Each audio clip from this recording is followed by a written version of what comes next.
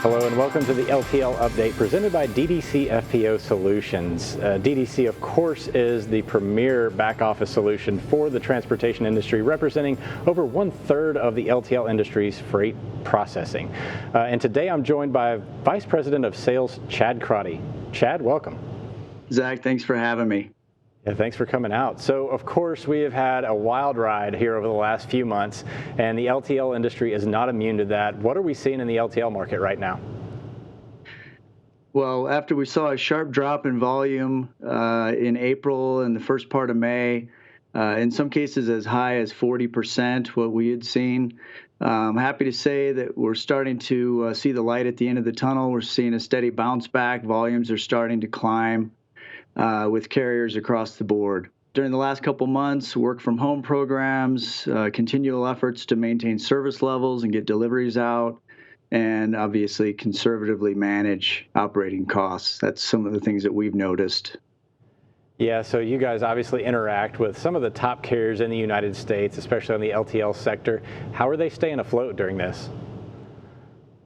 Some common themes that we've seen, adjusting employee hours, asking employees to work in different departments where they normally don't, reducing hours, asking employees to take volunteered time off, in some cases, cutting executive salaries, furloughs and layoffs we've heard as well. From most of the carriers that I spoke with, they were very minimal.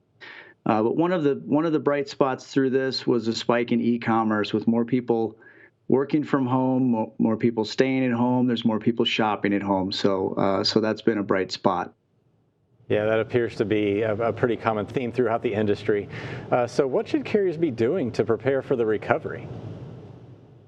Right now, carriers should be focused on business continuity and recovery planning, making that part of their business model, documenting processes of changes that they've made in the short term as a stopgap, but then also looking at your long-term plan on what you're going to do to mitigate risk. God forbid something like this were to happen again, or if there's another spike.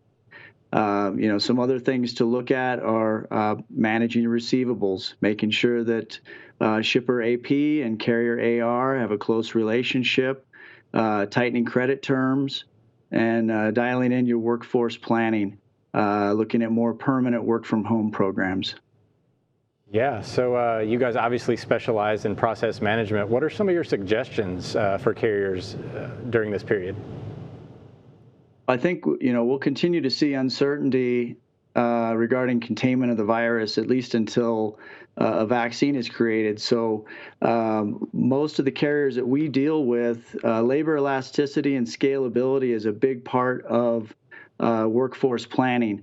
So partnering with somebody who specializes in labor elasticity and scalability, both up or down, vendors like us, DDC, we specialize in that type of service. So as there's fluctuations in the market, we can move resources around to keep companies productive.